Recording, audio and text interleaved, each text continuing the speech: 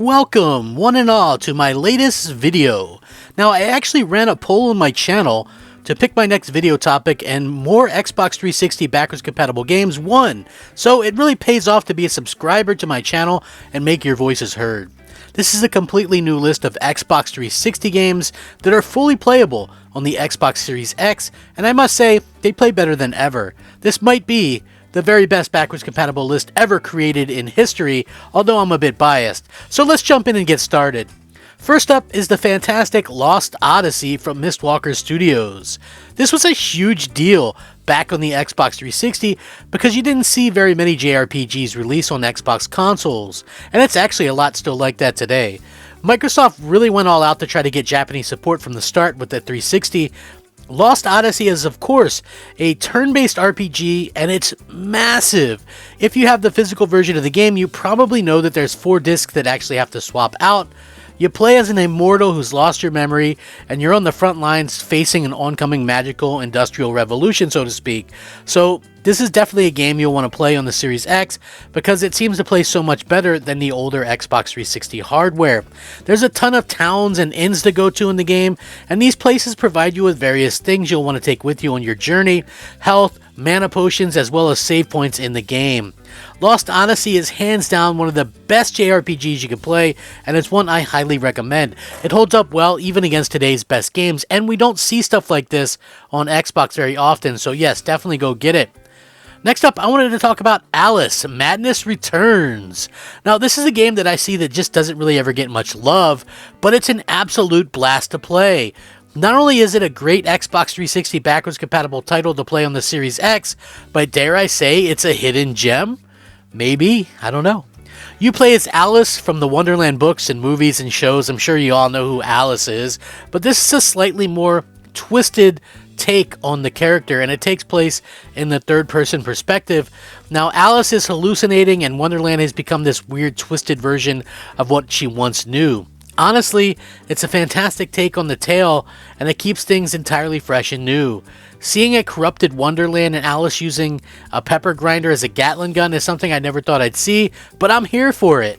What a great game to play even in 2024, and this is one of those games that I always highly recommend. There's been rumors of a sequel at some point, but you know, it's been over a decade later and we still haven't seen that, but this is definitely one that I always suggest to people when they ask me about great backwards compatible titles on the Xbox Series X that used to be on the 360.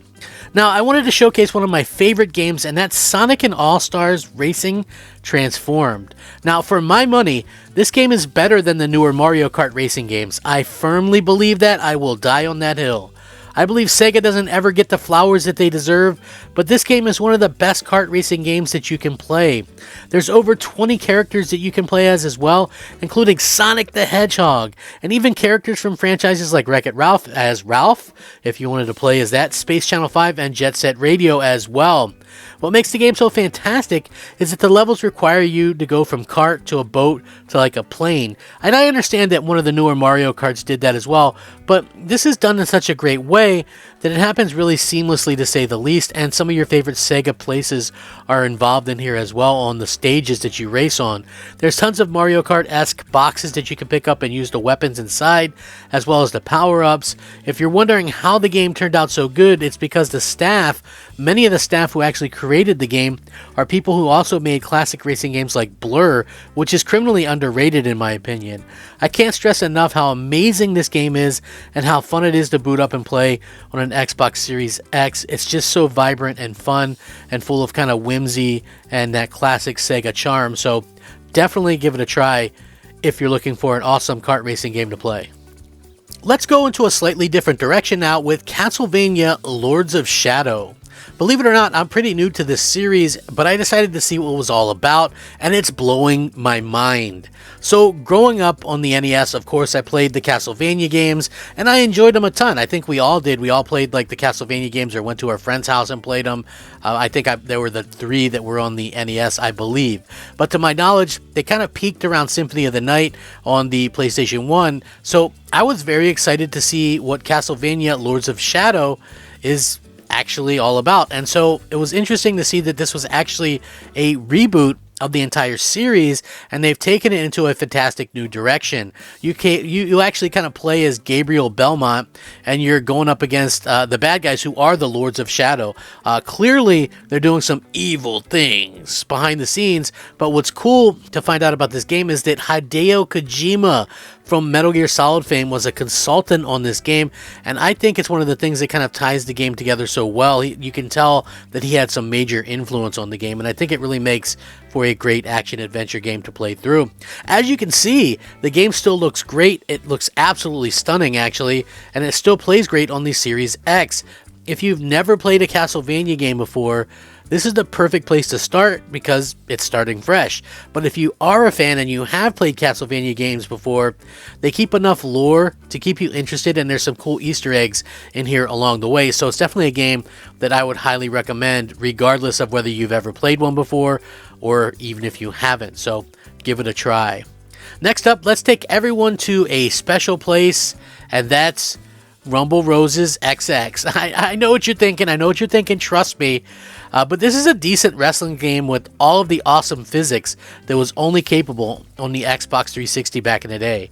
Now, I think it's so funny when people see this game because they don't really know how to feel about it in 2024, but to me, it's just a wrestling game with some attractive lady wrestlers. I mean, at the end of the day, people don't need to get all up in arms over stuff like this. It's just a video game.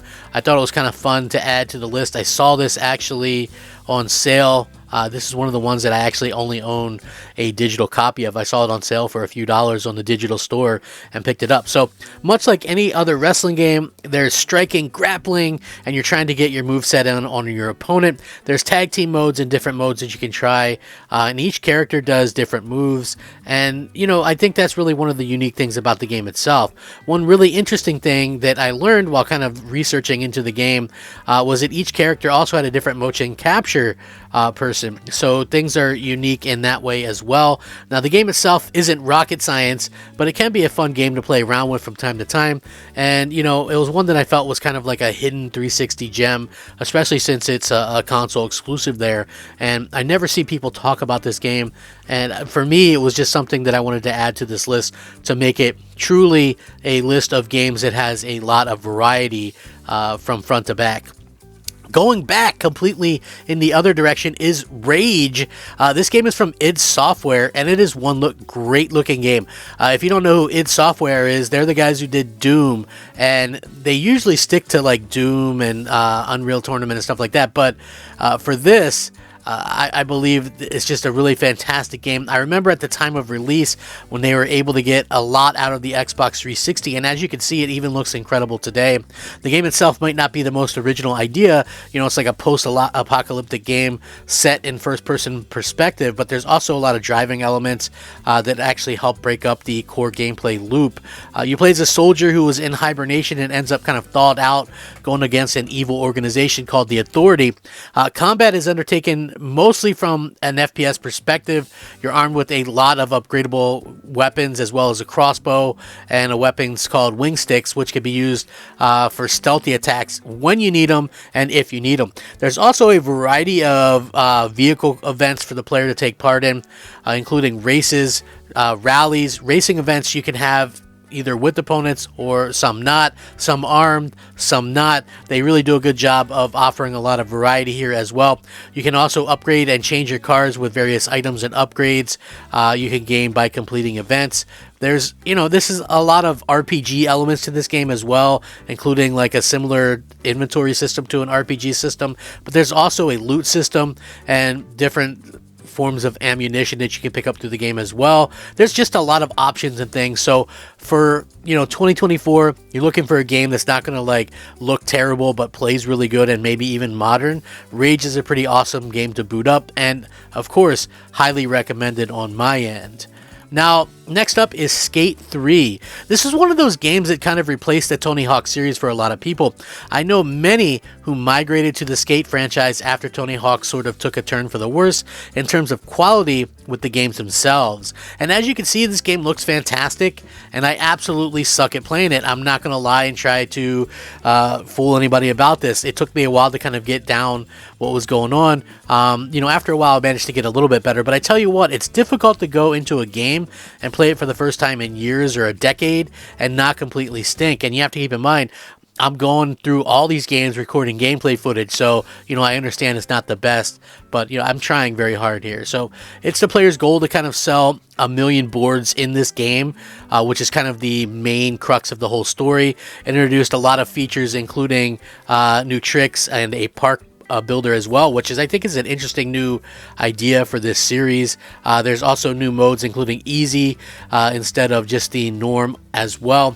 You're in this town that's made up of 3 districts, which is a downtown, a university, and industrial district. And although overall the look of the city is very clean, for the most part, each district has its own unique design to it as well. And downtown has like a lot of places for ledges and railing and grinds and stuff like that. So university is full of banks and open areas, and the industry is the more unusual one. There's a lot of quarries and bricks and things like that there as well. There's of course lots of cool and funky music in the game that you can try out for yourself as well, try to prove to be a true legend, which I think is pretty darn cool as well. Again, Skate 3, awesome game. They are making a new Skate game, but the fact that this one's backwards compatible and looks so great and plays great, I think is a good reason to pick it up and give it a try. Next up is Blue Dragon. That's right, this game was also made by Mistwalker, who did the Lost Odyssey game, which is a game I talked about earlier in the video. It's another fantastic JRPG based a lot on Final Fantasy, and actually it was written by the Final Fantasy creator as well. Taking place in an open world environment, Blue Dragon actually kind of focuses on 5 different friends in the game, and they travel kind of across the world to confront an evil ruler of the Grand Kingdom as well. So Blue Dragon is of course a turn-based gameplay game. Like a lot of you might not be familiar with that, but it's more traditional with the Japanese role-playing games as well. It contains a couple major areas, towns, and things where you can kind of rest and purchase items, just like in the earlier aforementioned Lost Odyssey. And there are also dungeon-like areas with a lot of different enemies where you can like kill them and things like that. Now the core management mechanic in Blue Dragon is the use of magical shadows, where each player has a distinct shadow modeled after a dragon or some kind of animal, maybe even a tiger or a minotaur, which each shadow could be assigned to a single character class. And the game itself is pretty typical for JRPGs, but I feel like a lot of people missed out on this game simply because it was an Xbox 360 exclusive. So I always recommend it to people looking for a great RPG experience, and it's backwards compatible. It looks and plays great. Why not go ahead and give it a try? That's what I always say anyway. Next, as we continue with the fun RPGs, we go with Elder Scrolls 4 Oblivion. Now, this is a game that I'm sure a ton of people have played and enjoyed, but it's also one that I think is fun and plays great even in 2024. I understand it's not the best looking game graphically, la-di-da, but it does still play great, which is the most important thing. Everybody gets hung up on graphics so much these days. I don't understand it. Now, the story obviously starts out with you being imprisoned in a cell. You don't know where you are, anything like that. And then you hear Captain Picard come out, and he's accompanied by some bodyguards and things like that. You're trying to flee from assassins who have murdered the Emperor's 3 sons, and now targeting him. The Emperor revealed that the player's jail cell contains a secret entrance to a part of the city's sewer. So it's like this cool little introduction to the series. And you kind of go out into it, and then once you get out of the little introduction spot that takes about 15-20 minutes, you go into like in a more open world role-playing RPG that has like a more open-ended style of gameplay as well. There's a ton of side quests, interact with NPCs, fight monsters, develop your character, upgrade it, travel anywhere. It's really just a top-to-bottom great game, and again, there's a lot of areas that are not quest specific and otherwise inaccessible when not questing. So honestly, what's interesting is the game never really ends as well. You can continue playing after beating the game, and it does include a fast travel system as well. So I don't think Oblivion is as good as Skyrim, but it's still a pretty darn good game, and still a game that I think a lot of people should pick up and play because, hey, why not? This is like Bethesda at the top of their game in my opinion. Last and certainly not least is Call of Duty Modern Warfare 2. Yes, the original Call of Duty Modern Warfare 2. This game has a fantastic campaign, and multiplayer is actually still very active on the Xbox 360, which means it's still active on Xbox Series X through backwards compatibility. Although the game isn't enhanced or anything like that, I feel it's performing much better than it did on the 360. The multiplayer is still a ton of fun. It has a ton of different features and guns and loadout possibilities. You can unlock more as you go along as well.